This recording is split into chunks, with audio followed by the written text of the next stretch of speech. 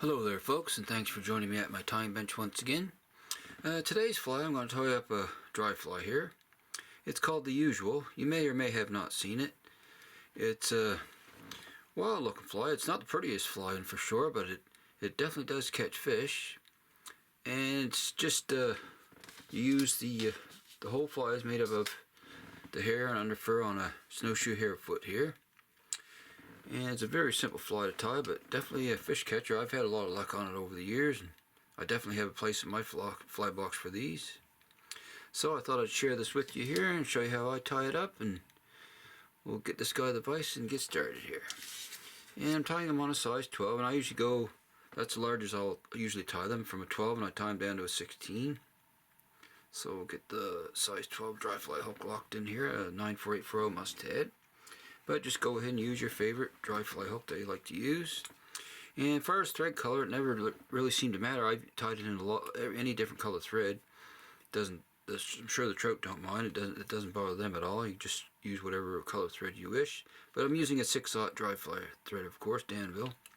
Okay, we'll get started here. I'm going to start my thread right behind the eye here. And we're going to wrap back to about halfway on the shank. And then we're going to come back halfway towards the eye and stop our thread there, snip off the excess. Okay, so for the wing, I'm just going to snip off the, you want the stiffer hairs on the bottom for the wing.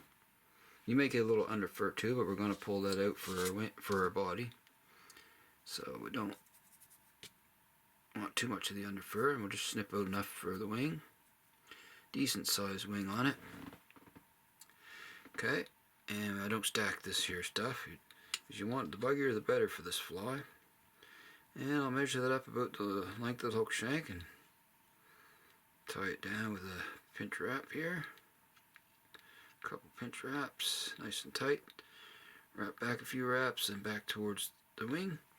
And I'll lift up on it here and build a thread down in front to prop it up. Just like so. Alrighty. And just push that head a little out of the way. Now I'm going to wrap back behind the wing once again. And we're going to snip that off on a slight angle there. Okay. Now we'll wrap back to the barb, towards the barb there. And we'll stop our thread there. I'm just going to snip off a few here that I trapped down. A few stray fibers there. Okay. So there's our wing. Okay, now the tail, I'm going to use the stiffer hairs once again on the bottom here, the foot.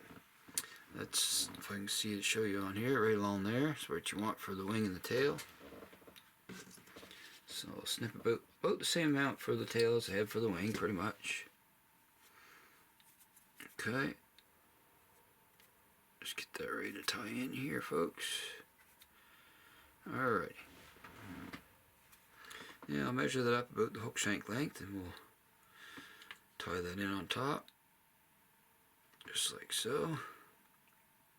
Wrap back to above the barb, and there's our tail.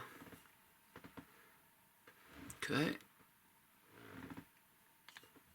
I'm going to trim that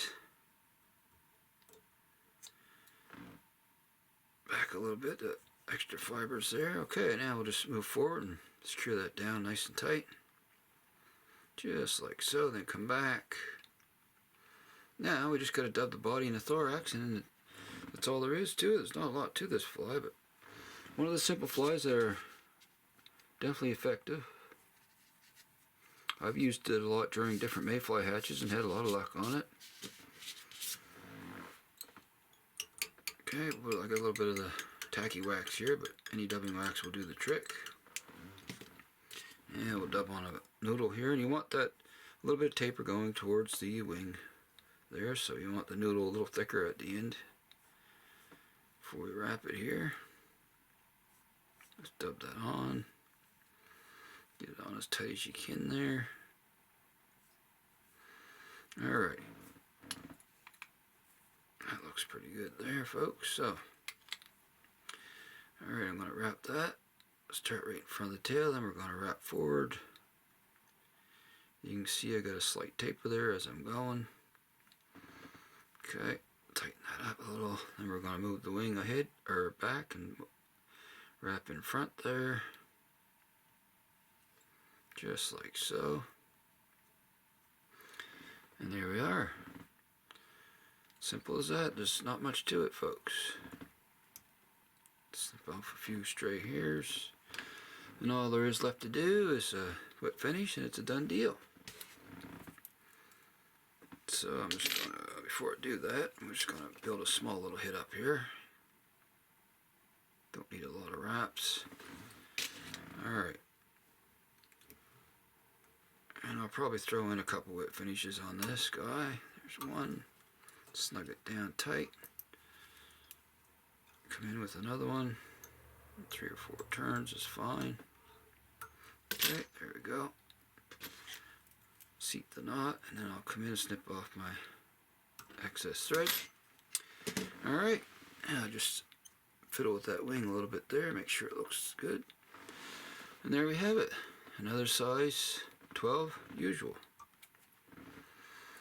Definitely a buggy, wild looking fly, but the trout sure do like it. So now what I'll do, I'm just going to, instead of the UV resin this time, I'm just going to take a little tiny shot of head cement here and put on those thread wraps.